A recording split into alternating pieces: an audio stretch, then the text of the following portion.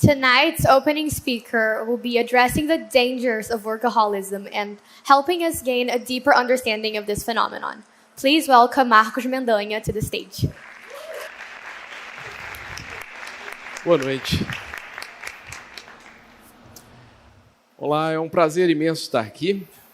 Queria perguntar para vocês, quantos de vocês já ouviram alguém dizer o seguinte: eu sou um workaholic? Levanta a mão para mim, quem já ouviu alguém falar isso por aí?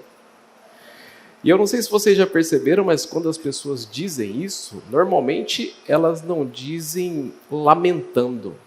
Ao contrário, normalmente elas dizem com algum entusiasmo, com algum orgulho, satisfeitas por estarem fazendo isso. E por que elas fazem isso? Porque a nossa sociedade, ela valoriza muito os workaholics. E por que isso acontece? Por que essas pessoas fazem dessa forma como fazem? A gente vai falar sobre isso, mas antes eu gostaria de me apresentar.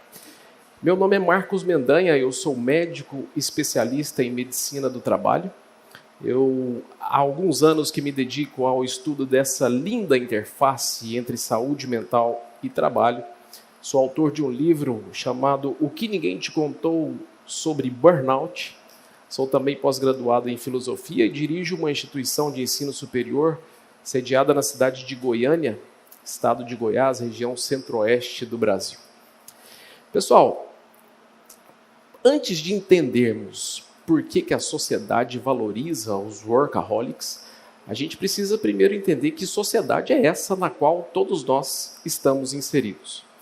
Para um filósofo sul-coreano chamado Byung-Chul Han, estamos na sociedade do cansaço, título do seu próprio best-seller. E o que caracteriza essa sociedade do cansaço? Antes, para entendermos melhor, conforme o próprio Byung-Chul Han, precisamos entender o que veio antes da sociedade do cansaço. Segundo ele, antes vivíamos na chamada sociedade disciplinar, que era controlada pelo não. A gente tinha os valores familiares e sociais e a gente apenas seguia. E esses valores nos dizia, de uma forma muito implícita, o que a gente não poderia fazer. Você não pode deixar de casar. Você não pode deixar de ter filho. Você não pode deixar de trabalhar em determinado lugar. E a gente apenas seguia, não questionava muito. Hoje é diferente. Estamos na chamada sociedade do desempenho, que ao contrário da primeira é dominada pelo sim, pelo excesso de estímulo, de positividade. Talvez uma frase que tenha definido esse nosso tempo tenha sido proferida por Barack Obama, quando disse: sim, nós podemos. Antes você tinha que casar, hoje você casa se quiser, está tudo bem. Antes você tinha que ter filho, hoje você tem se quiser, está tudo bem. É verdade que hoje a gente tem a possibilidade de tomar as rédeas da nossa vida. A gente não vive apenas para satisfazer a vontade de terceiros. Mas é justamente nesse momento que surge a sociedade do desempenho. E ela é assim chamada porque ela nos exige muita performance na vida pessoal, na vida profissional. Você vai precisar ser um bom trabalhador ou trabalhadora, ou já é um bom trabalhador ou trabalhadora, mas isso não basta. Precisa ser um bom pai ou boa mãe, um bom filho ou boa filha, um bom esposo, uma boa esposa, um bom amigo ou uma boa amiga. Precisa ter um corpo bonito, cortar glúten, cortar gordura, saber falar várias línguas, estar em dia com a leitura, saber falar sobre vinhos, conhecer vários países, ter um hobby descolado, um esporte descolado, um final de semana movimentado, com gente bonita do seu lado. E a gente vai buscando em tudo a perfeição. Olha só. Perdemos o direito de sermos aquilo que há de mais humano, vulneráveis.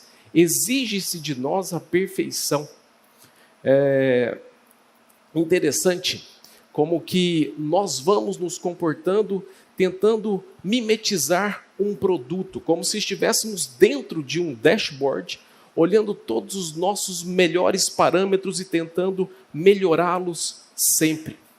É interessante que a gente vai tentando viver nessa perfeição e me recordo de alguém dizer que uma resposta muito típica hoje para uma pergunta de emprego é mais ou menos assim: qual que é o seu maior defeito? Alguém dirá: sou muito perfeccionista. Ou então, Sou muito detalhista, quase que dizendo o meu maior defeito é ser perfeito demais. E a gente vai tentando nos melhorar em tudo como se fôssemos verdadeiras máquinas, observando onde está a melhor performance e o que pode ser melhorado, nos comportando verdadeiramente como produtos. Segundo um outro filósofo e sociólogo chamado Zygmunt Bauman, parece que sim, estamos comportando como produtos. Isso parece ter sentido. Outro dia eu vi um título de um curso, Você na Vitrine, como se comportar nas redes sociais. E a gente se esquece que quem vai para a vitrine são justamente os produtos. E produto que tem vulnerabilidade não vende, não é promovido, não tem amigo. Produto que é imperfeito não tem ibope no mercado. Essa é a sociedade do desempenho. E ser workaholic nessa sociedade pega muito bem.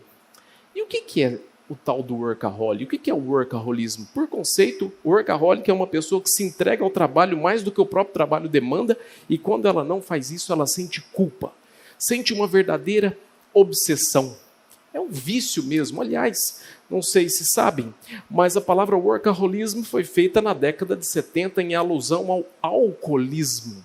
Olha só que coisa interessante. Mas o que mais chama a atenção é que se chegar um alcoolista aqui agora, a gente não aplaude esse alcoolista. A gente vai dizer que o futuro desse vício não é bom.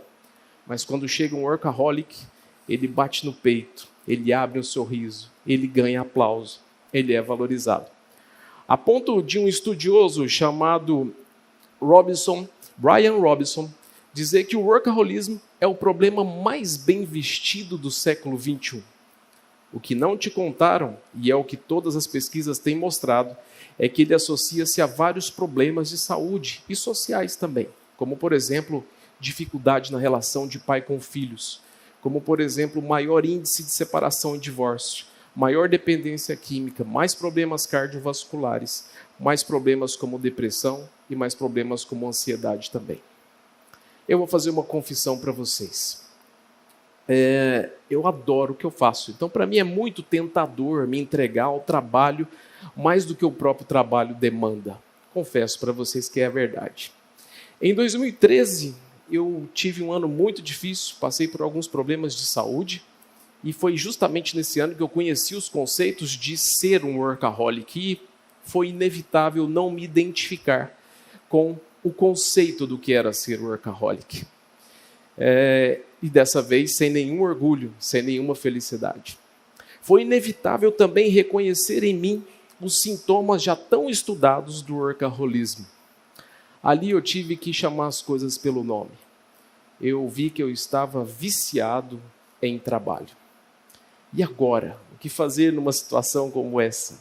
Tive que encarar uma longa e difícil jornada, ressignificando valores, conceitos, em prol de uma vida mais saudável, mais equilibrada e mais sustentável também. Quando a gente fala de workaholismo, você pode falar, como é que você saiu desse buraco? Como é que você venceu o workaholismo? Pessoal, não sei se você entendeu, mas eu estou falando de um vício. Vício a gente não vence. Vício a gente luta contra ele dia a dia. Eu posso dizer que de 2014 para cá, a maioria dos dias eu estive limpo, mas é muito tentador voltar. É uma luta diária, porque quando a gente fala de um vício, a gente está falando de uma luta contra algo que é sedutor, contra algo que toma o nosso tempo, contra algo que dá algum prazer, mas normalmente sacrifica também aquilo que a gente tem de mais importante, nossa saúde, nossas relações sociais.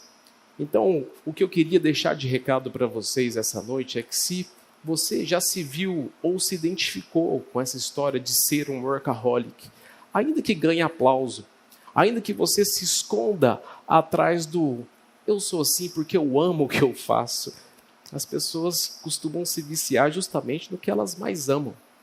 Eu gostaria que você repensasse sua vida. E a dica para o enfrentamento do workaholismo, sem dúvida nenhuma, é o equilíbrio. Não é parar de trabalhar, não é parar de estudar, é apenas dedicar com a mesma intensidade às outras coisas, como, por exemplo, o lazer, como, por exemplo, relações familiares, como, por exemplo, o ócio sem culpa.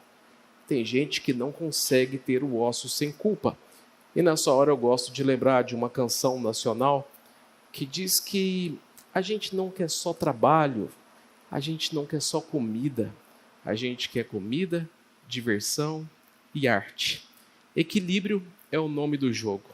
Se você já se viu como um workaholic algum dia ou conhece alguém assim, eu peço para que vocês se cuidem, porque segundo a minha experiência e grandes estudos nacionais e internacionais, o futuro disso não é bom. Muito obrigado pela oportunidade.